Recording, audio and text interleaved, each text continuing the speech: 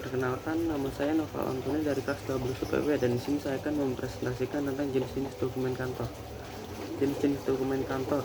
Dokumen meliputi surat-surat, akte, sertifikat pendirian bangunan, sertifikat tanah, surat kontrak, kwitansi, cek, rekaman, dan benda-benda lainnya yang masih bisa dijadikan bukti atau pendukung suatu keterangan. Dokumen dapat ditinjau dari beberapa segi. 1. Dokumen ditinjau dari segi pemakaiannya. Dokumen dapat dibedakan atas 4 jenis. 1. Dokumen pribadi adalah surat-surat yang berharga yang dapat dipakai sebagai alat pembuktian peristiwa penting yang terjadi pada diri seseorang. Contoh, akta kelahiran, piagam, KTP, SIM, surat nikah, dan lain-lain. Yang kedua, dokumen niaga adalah surat-surat berharga yang dapat dipakai sebagai pembuktian peristiwa penting yang terjadi pada peristiwa jual beli dunia perdagangan. Contoh, cek, obligasi, kwitansi, wesel, saham, dan lain-lain. Yang ketiga, dokumen sejarah adalah surat-surat berharga yang dapat dipakai sebagai alat pembuktian suatu peristiwa yang terjadi pada masa lalu. Contoh, naskah proklamasi, naskah Sumpah Pemuda, batu bertulis, dan lain-lain. Yang keempat, dokumen pemerintah adalah surat-surat berharga yang dapat dipakai sebagai alat pembuktian suatu peristiwa yang terjadi dalam pemerintahan suatu negara. Contoh, Undang-Undang 45, keputusan presiden, peraturan daerah, dan lain-lain. Dan yang kedua, ada dokumen ditinjau dari segi nilai kegunaannya. Dari segi kegunaannya, dokumen dibedakan atas 4 macam. Nilai penerangan adalah surat yang digunakan sebagai pembuktian dalam memberikan informasi pada masyarakat.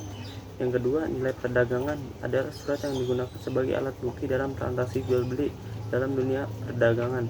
Yang ketiga, nilai yuridis adalah surat yang dapat digunakan sebagai alat bukti secara hukum di muka pengadilan.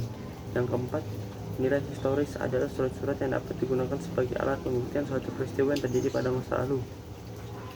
Yang berikutnya ada dilihat dari segi sumbernya. Dokumen dapat dibedakan atas 1. Dokumen yang bersumber dari pemerintah seperti undang-undang pemerintah, keputusan presiden, undang-undang perpajakan, peraturan pemerintah, dan lain-lain. Yang kedua ada dokumen yang bersumber dari swasta tetapi mempunyai kekuatan hukum seperti akte, visum, dokter, dan lain-lain. Yang ketiga, dokumen yang bersumber dari kontrak-kontrak dagang seperti surat perjanjian, surat kontrak, dan lain-lain. Yang keempat, aktivitas lembaga bersurat kebakaran dan penerbitan seperti clipping, kaleidoskop, dan lain-lain. Yang kelima, perseorangan seperti koleksi keramik Adam Malik, koleksi lukisan Avandi, dan lain-lain. Ini dokumen yang ditinjau dari fungsinya. Pertama, dokumen dinamis adalah dokumen yang masih dapat dipakai secara langsung dalam proses penyelesaian pekerjaan kantor. Dokumen dinamis dapat juga dibedakan atas 1.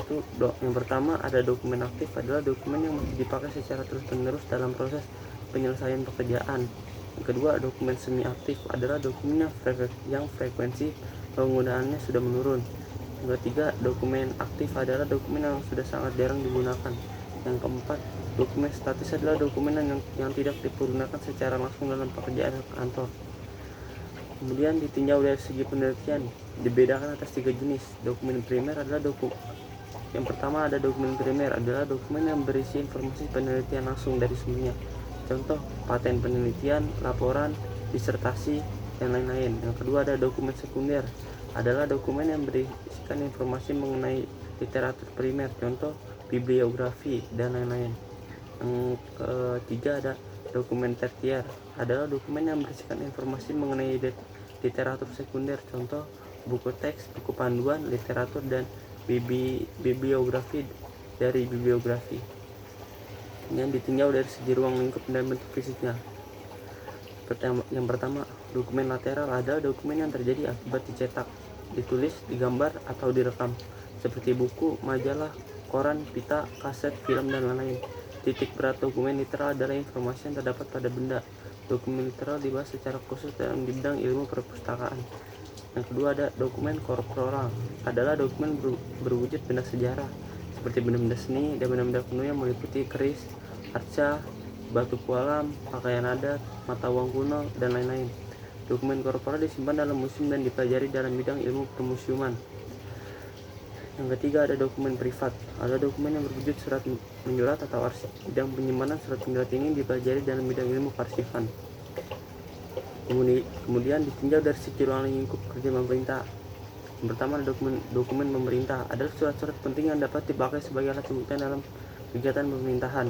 Contoh undang-undang pemerintah, peraturan pemerintah, keputusan presiden, keputusan menteri, peraturan daerah, perjanjian kerjasama antar negara. Dokumen sejarah adalah surat-surat benda atau catatan penting sebagai alat pembuktian peristiwa yang terjadi pada masa lalu. Kemudian ditinjau dari segi fungsinya. Dari segi fungsinya, dokumen terdiri atas dua macam, yaitu sebagai berikut. Yang pertama, dokumen dinamis adalah dokumen yang dipergunakan secara langsung dalam proses penyelesaian pekerjaan kantor. Ada tiga macam dokumen dinamis, yaitu dokumen dinamis aktif, dokumen semi aktif, dokumen inaktif. Dokumen statis adalah dokumen yang tidak secara langsung digunakan dalam pekerjaan kantor. Jenis-jenis dokumen lainnya. Jenis dokumen dapat ditinjau dari beberapa segi, diantaranya sebagai berikut. Pertama, surat pengantar adalah surat yang digunakan untuk mengantar sesuatu kepada yang berkepentingan. Suatu itu dapat berupa barang, salinan surat, buku, brosur. Yang kedua, faktor merupakan tanda bukti transaksi jual beli yang berisi perhitungan harga barang yang dijual berdasarkan jenis dan jumlahnya. Ketiga, kwitansi merupakan tanda bukti pembayaran atau penerimaan uang. Keempat, bill of lading adalah surat angkutan yang disertakan pada barang-barang yang akan dikirim dengan kapal laut. Kelima, letter of credit adalah surat yang dikeluarkan Bank Devisa atas perintah importir kepada eksportir luar negeri yang merupakan relasi dari importir yang diberikan hak kepada eksportir untuk menarik dana yang disebut dalam LC. Dari aktivitas kegiatan suatu kerja yang digolongkan dari wujud atau dokumen kantor dapat dibedakan.